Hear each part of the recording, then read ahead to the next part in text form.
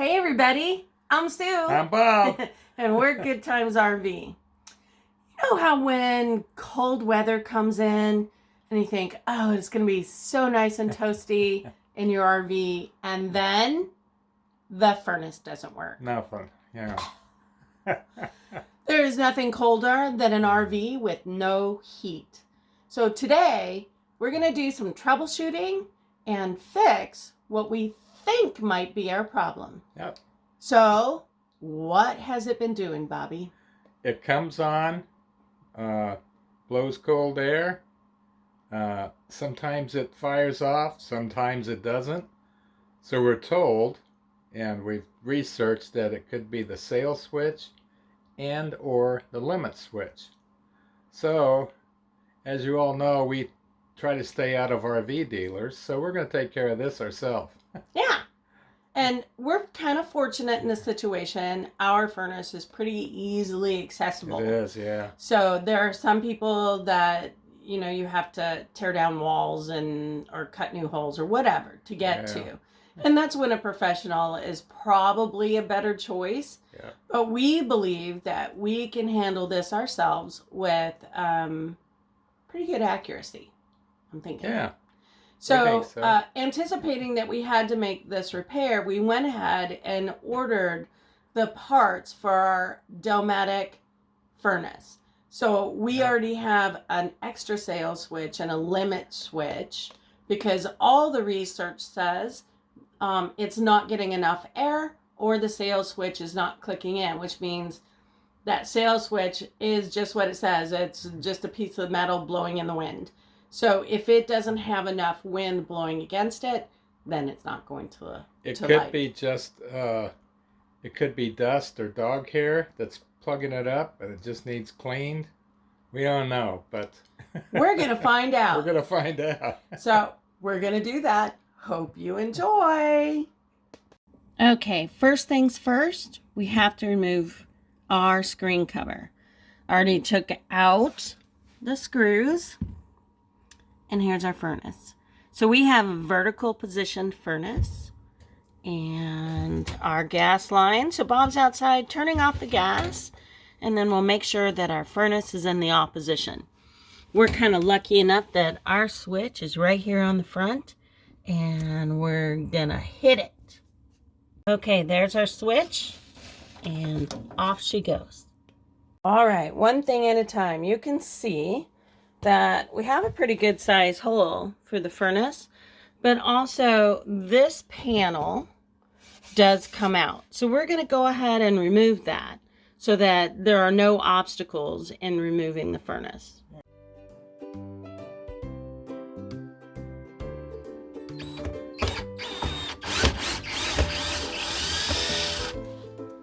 It'll go into our magnetic dish.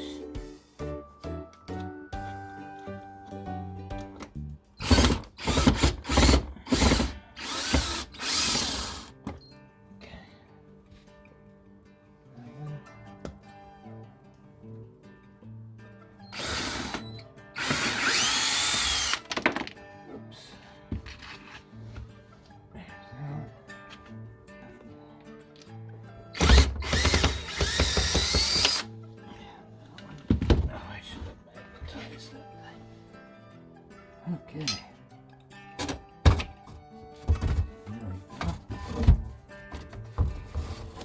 And we may not be able to get it up, so we may just slide it up and rest it on another shelf. Yeah, like that. Just like that. Looky there. How about that, huh?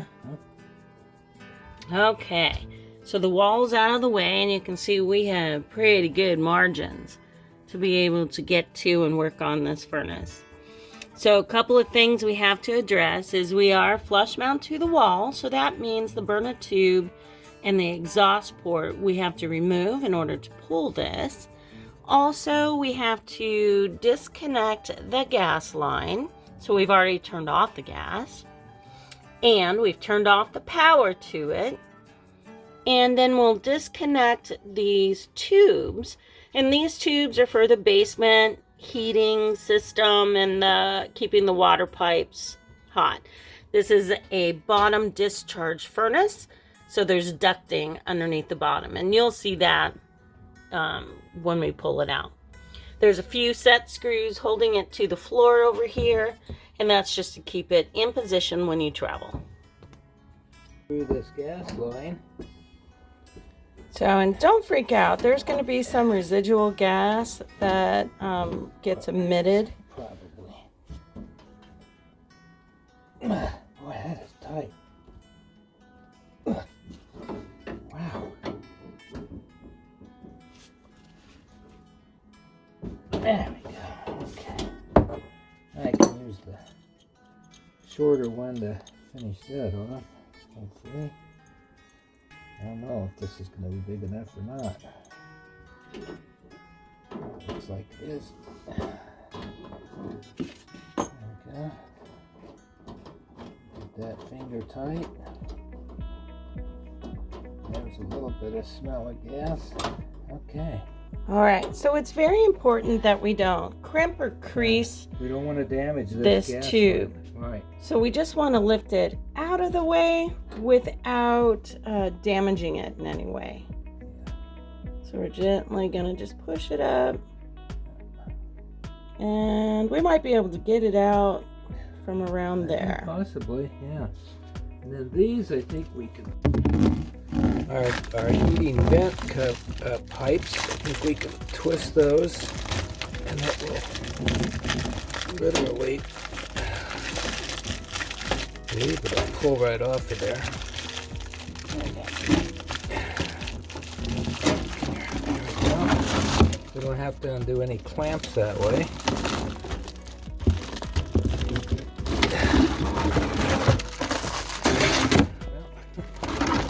I need to get that out of the way so I can see what I'm doing.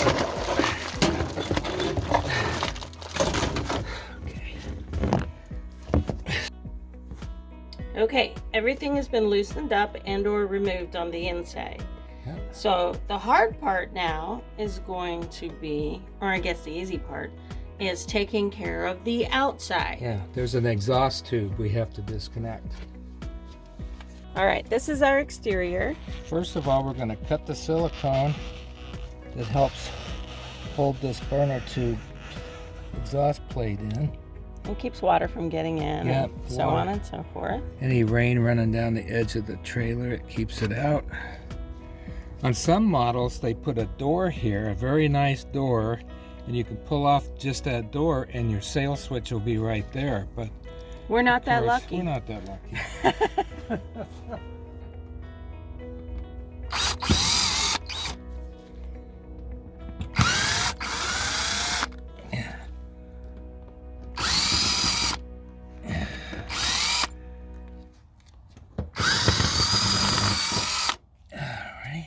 Those. Putting those in my pocket for safekeeping. Get a screwdriver. A little bit. Gently. Pry away. Yeah. Very gently. Don't want to damage the body or anything. No, we don't. And some of these are a little harder than others. Some of them come off in 2 pieces. There we go. So There. this is the exhaust. Oh, look at there. We don't have to take this part off. Oh, good. And then this is just the flange that allows for watertight And this seal. part just slides right over that part. You can see the that's tube inside. exhaust. And that's you can kind of see where it's been burnt because of this hot exhaust. That's hot normal. exhaust. Yeah. All right. Alrighty. So think we with can- that, we can go inside and pull her out. All right. So we had to go outside and take off that second housing outside. So we think that's something to do with holding it on. So now we have it loose. Something's grabbing. I need to get over there. Oh. All right. We've been able to get the furnace past the propane Let me line. get these wires. And it was caught a little bit on the down part of the vent system. So we're gonna fix that up and flatten it out, and we're gonna vacuum out this entire compartment. Yeah. I might put a couple of flat screws in that around that vent. All All right, so it's pretty straightforward once you get it out. He's tipped it up on edge. You can see there's the burner tube. So this is the part that's up against the wall normally. That's the exhaust that's outside. This is the sail switch right under here. So, we think that's what our problem is. We think. And I put a padded mat, or Sue put a padded mat under it because there are so many sharp edges on this thing. We don't want to cut the flooring in here. All right, so we're going to get to work. Yeah.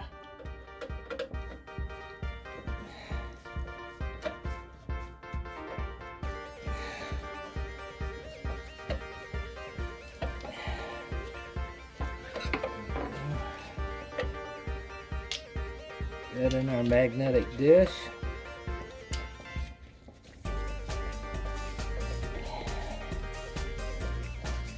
Screw those. Okay. This comes out. You see why they call it a sail switch? Look at that little thing. Oh, she does have a little dirt on it. A little bit of dirt or something on it. Yeah. Check her and see if she clicks good.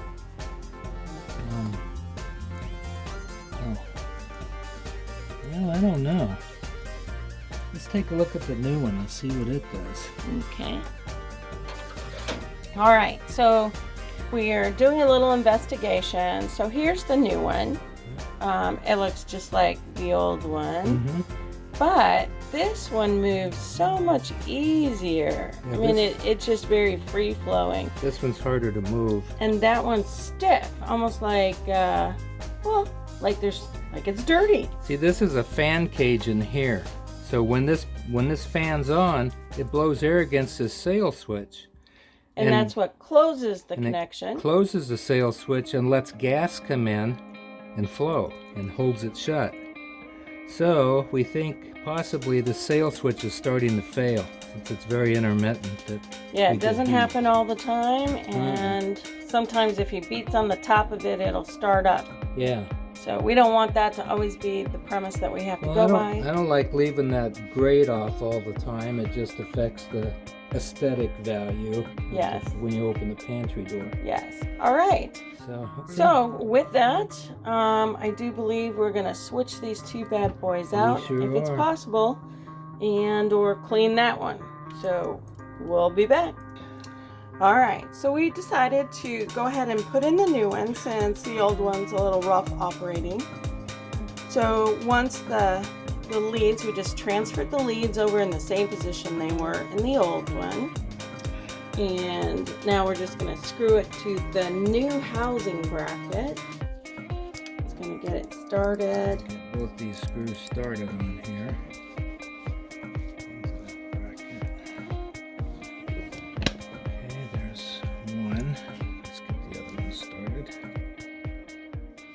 Wait a minute. See the hole. Okay, so we've just installed the new sail switch Yep. with the screws. So we initially tried to screw it in from this side, and then looking at the old one, the screws go in from this side. Yeah. So it does help to either videotape it or take a picture prior to disassembling and reassembling.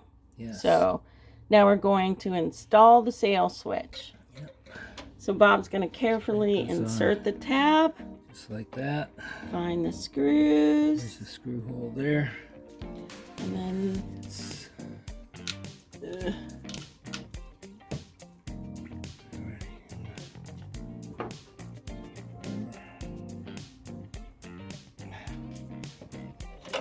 Okay, there's one into this hole.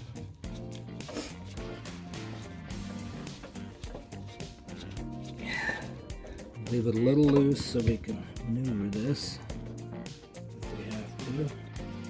These screws are really tiny, so if you have another person with tiny hands, that really helps.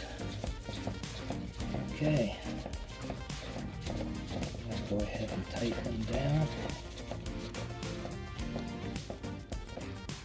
There we go. Inside that fan cage now. All right. And did you say you wanted to replace the limit switch or not? It's right down. No.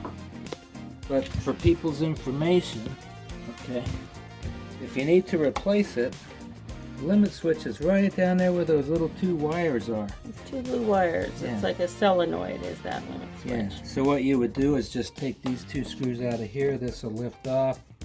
2 screws on the limit switch with the wires, and that's that. All right, so what we're going to do now is we're going to set it upright, and then we're going to test our electrical connection. Yeah, I'm going to flip on this. All right, so we've set it in the upright position. This is the way it sits inside the cabinet. And all we're going to do at this point is just test our electrical connection and listen for the ticks. There is no gas hooked up, there's no gas on, but when we hear it tick, we'll know that sales switch is working. All right. Okay, you ready? So he's going to turn on the power there. And then come around and then he's going to turn on the power at the switch. turn it on at the thermostat. At the thermostat. Turn up the temperature.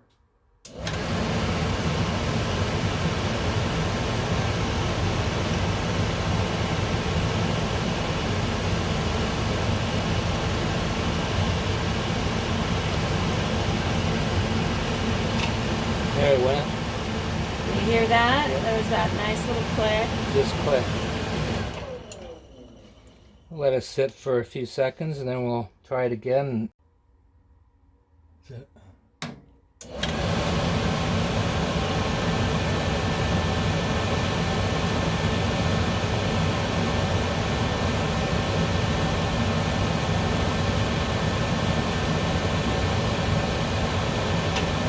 it went.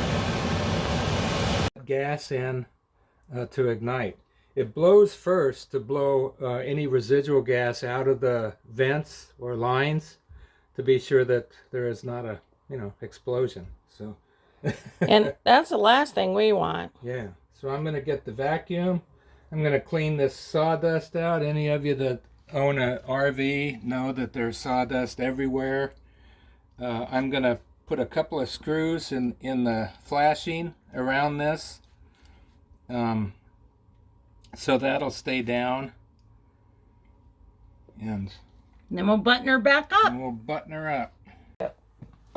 Okay, so we're gonna these flanges around this heat vent that the furnace sits on, they're kind of wonky, so we're gonna hammer those back down a little bit. Especially that one. Wow.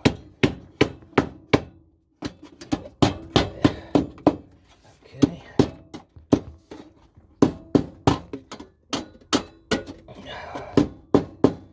Okay. What is that? Piece of wire covering. Huh. Okay. Alrighty, now what I'm hoping. Okay. So the goal is to lift up the furnace and set it over this hole and not drag it at all, because once again this flooring is very thin. It's just sheet vinyl is all it is. It's not real wood or anything like that. So the struggle is real, folks. Yeah, and these wires go back over the top of the gas hose. Get it a little bit. They're lined up to these. All right, so it kind of took me holding the wires and the gas out of the way, and he just had to line up. These little tiny brackets are lined up with the original holes. So that is exactly where the furnace sat before we took it out. All right. So I'm going to put 2 screws in there. So what do you say, Bob? Let's screw it. Yeah. All right, so we did have to take out this other flange to get the furnace out on the inside. So repositioning it, we did not screw it to the floor yet inside, because the tolerance on the hole on the interior was oh so tight. So we had to make sure that we could maneuver this tube to fit inside this. So now we're going to put the outside one on and we'll be all set. Okay, this tube goes into that tube. So it's just a matter of making that happen. So Bob cleaned off some of the silicone that was on that top edge. So he's just reapplying some fresh before we install it for the last time. And then also there's that RV putty that's on the main one. What was there was still in pretty good shape. So Yeah, we're gonna just put it back. All right, just a little touch up on that silicone. Yeah. And voila.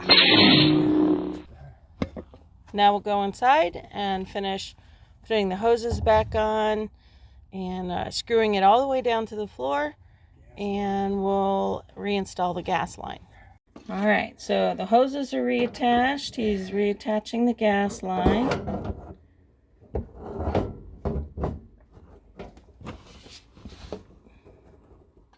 There we go. I think that's it for that. Perfect. Now we're going to make some soapy water, turn on the gas, and check for leaks. Flip back on your switch. There it goes.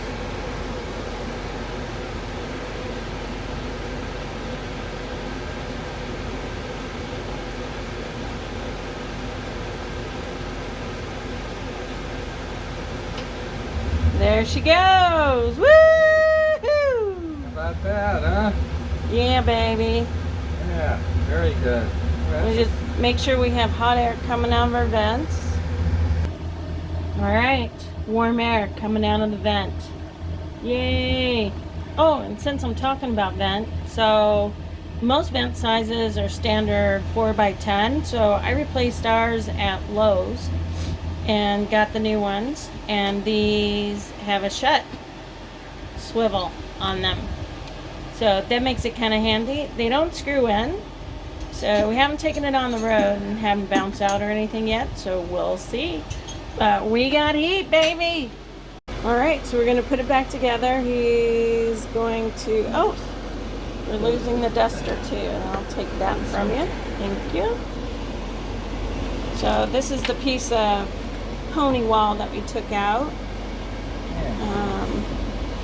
Let's see. Figure out where it goes.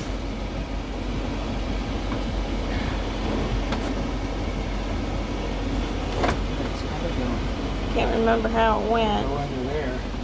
Hold on, let's take a look. Okay, so now it's just a matter of lining up the holes. It's a really snug fit. Yeah. So I think it's right there, I'm pretty sure. We'll find out. we'll find out. Hopefully. Alright, a few more screws. You found the first one, so there's just a few more screws left. This part is so flimsy. Yeah, they put the fascia board on top of a piece of plywood, but didn't actually connect the two together. So that's a project for another rainy day. Yeah.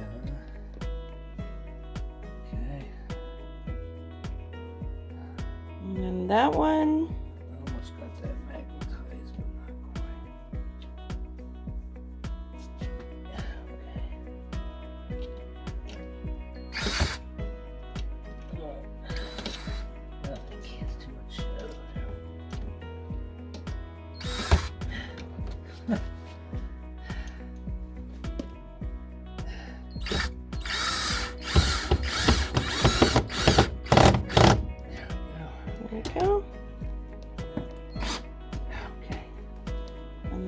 The two that go up under the lip.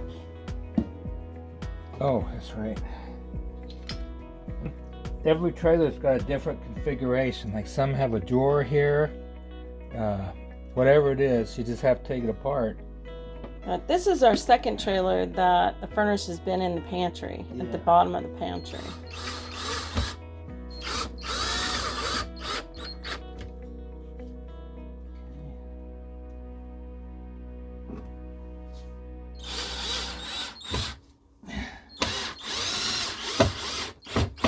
Alright, so those, and now we're going to put the final grate back on. So these screws are kind of a pain because they kind of cut the hole too big and then screwed in little pony pieces of wood to screw this on. Well, that's all just a little flimsy. Yeah. It's a good air intake right here, though. Yeah. It's a nice big air intake right here.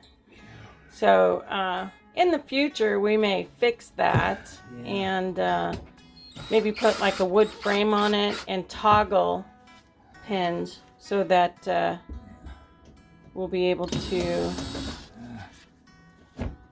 Yeah. That's the part of the problem. Yeah. Not everything's in tight. So we'll probably put a frame on it and put in some toggle pins and then make it easy access so we can vacuum out behind it and or clean it if we need to or replace another part. Okay. But this trailer is a year and a half old, and we did have a pet with long hair, and this air intake is right by the kitchen. So the old one kind of moved like it was sticky. So it could be a combination of grease from the kitchen and different things like that. There's that. All right, so she's all put back together. I say, good job. So besides being a DIY project, which a lot of people like, to have this done took us 2 hours. So we saved $150 an hour in labor. Oh yeah. And a $100 trip fee, so about $400 it would have been plus the part to replace this. And for all you ladies out there, we only had one spat. Yeah. Because I was trying to tell them how to do it. Yeah. So it's a relationship building exercise. That's right. Even after a couple years like us. 40.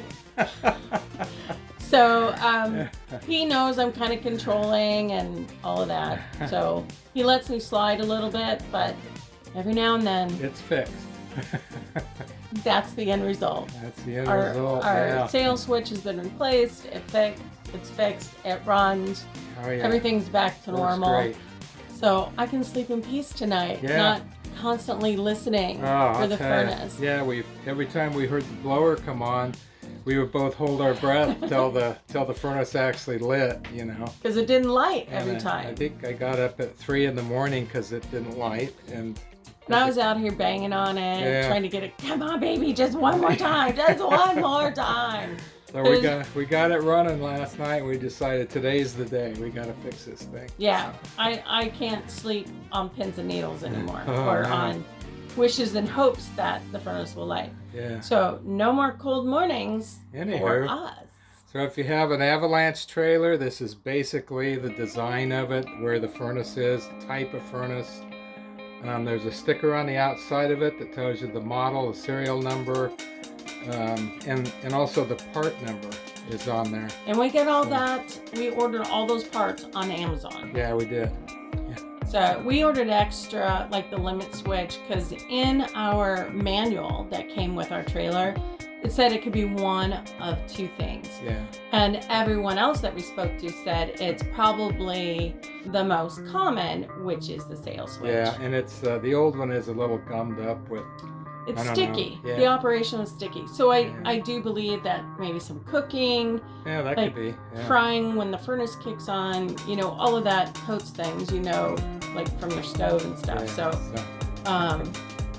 anywho, so hopefully this has been helpful. It sure has to us. We've Yep. never had this furnace out before, so we learned a lot on it also. and kiss and make up. Yeah. All right. You heard it. Love you. Bye. Hi, Stay Foxy. warm, Hi, everybody. Daisy. Hi, Foxy. Hi,